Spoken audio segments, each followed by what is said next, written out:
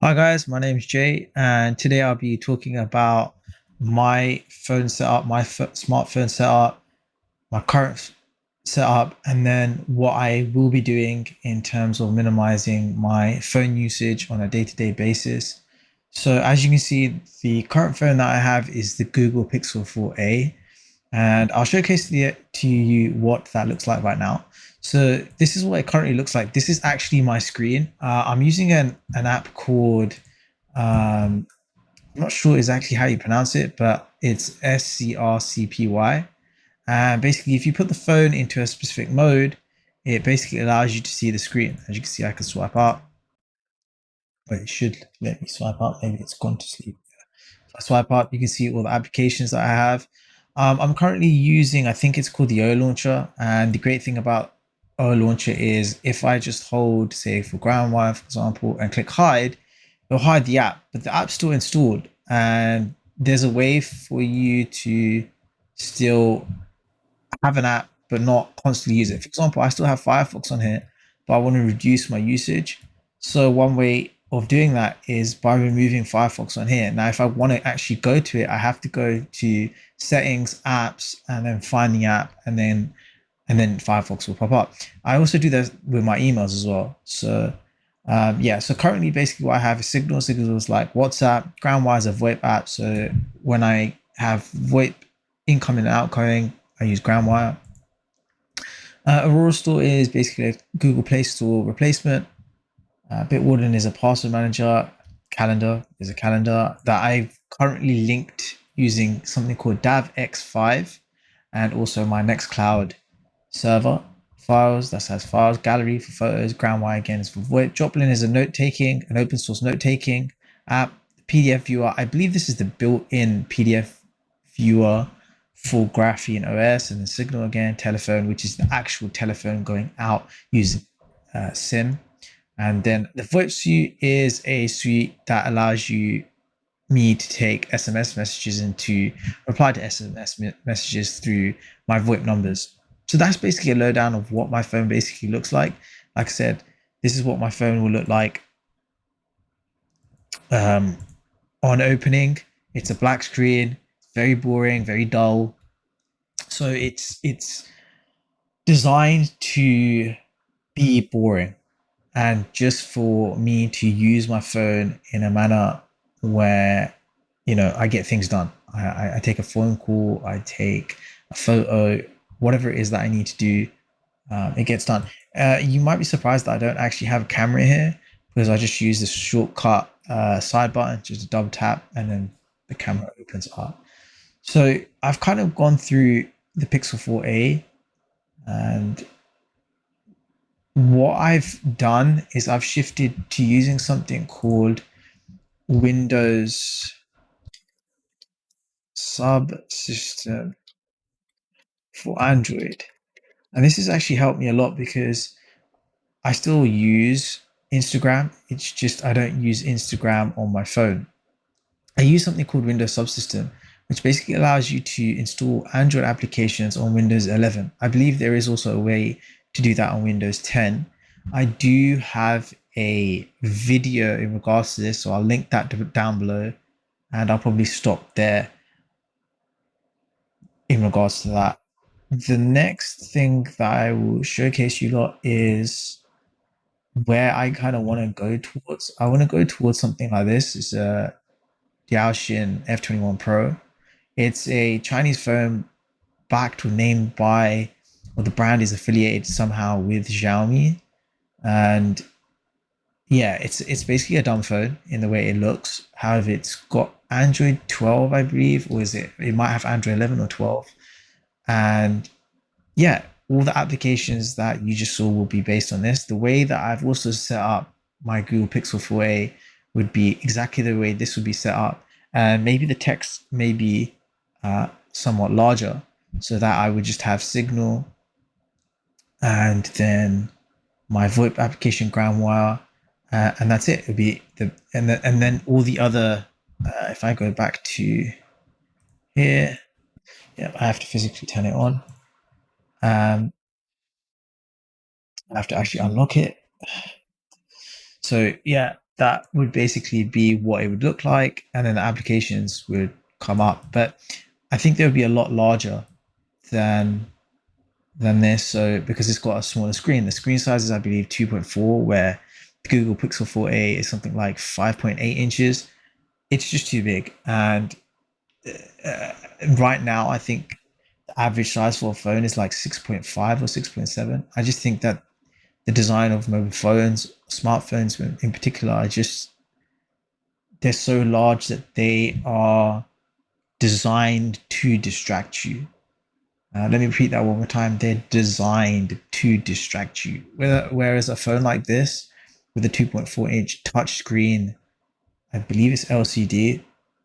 It may be AMOLED, but yeah, it does the basics of what I want a phone to do.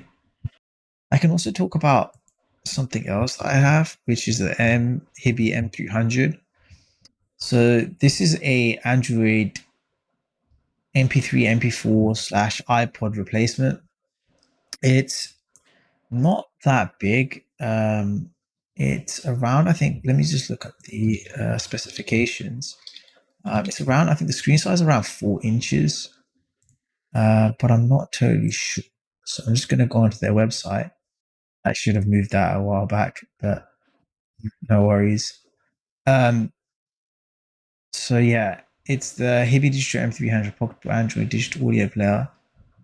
And let's have a look at the specifications. So yeah, the screen size 4 inches. It's an IPS with streamlined OGS touchscreen, resolution 128 by 640. Yeah, I've been using it now for about a month, and it's my go-to if I want to listen to music or anything like that, even watching video.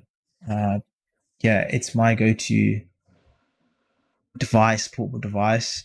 I also do have a Samsung S6 Lite tablet with Lineage OS. However, apart from watching movies and maybe reading a book, I don't really have a use case for it anymore. And I probably most likely will be swapping that out for a e-reader that I've also been looking for. I'm looking for an e-reader at this point in time. So yeah, so the Google Pixel 4a most likely will be swapped out for the Xiaomi F21 Pro. A good place to find um, phones, minimalistic phones, is the Dumb Phone Finder um, by Jose. And so let's go down to some. One of my preferences is Signal, or you could just click Android. So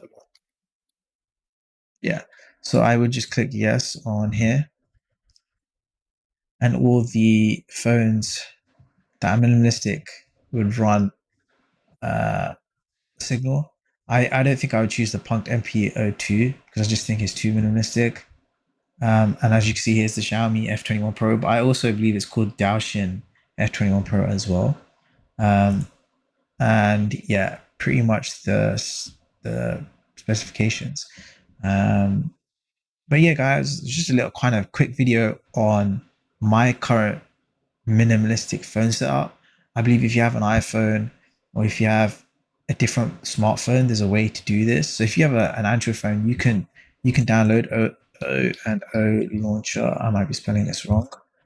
O Launcher. Let's write this. Sorry, it's just called O Launcher. And let's just copy that. So it's called O Launcher, and yeah, you lot can check that out. I believe it's open source. There may be also a paid version. I'm not totally sure, but I'm on the free version. Amazing, great launcher. There's plenty of others. You can do your own research. The other thing that I wanted to quickly show you guys was book recommendations. So I'm currently reading Digital Minimalism by Cal Newport, and I haven't finished it yet. I believe I have another 100 pages left to go. And it's a book that I think everyone should read, especially in our generation where there's just so much noise and there's just so much demand for your attention. i.e., the attention economy. Yeah, what can I say? The synopsis so far is walk more, get outside more, try your best to go for a walk or to do some sort of activity where your phone isn't around or any technological devices around you. Um, and just try to embrace solitude and solace. So I'm actually on the chapter of solace and why it's so important to go into solitude and solace. There is another book that I haven't read yet, which is called Generation Anxiety or something like that. The Anxious Generation, I think, by Jonathan Haidt. Um, it was Jose on his live stream that actually, which was yesterday, that stated that it's a great book to read. So that's probably the next book I'm most likely going to read. And from someone who suffers or has suffered from anxiety, I believe everyone suffers from some form of anxiety. This might be a great book to read to understand why now of all times anxiety is so high. I think that social media, Instagram, TikTok, the constant feedback loops, the constant dopamine spikes from one video to the next. I'm not saying that Instagram and Facebook and social media on a whole is negative or bad. I think there's great positives for social media for driving a certain campaign or for positive, for well-being, for messages, for communicating, for socializing. But I believe that it's very easy to get overwhelmed in that world and not actually be present in the world. So yeah. Anyway, guys, I'm signing off. My name's Jay.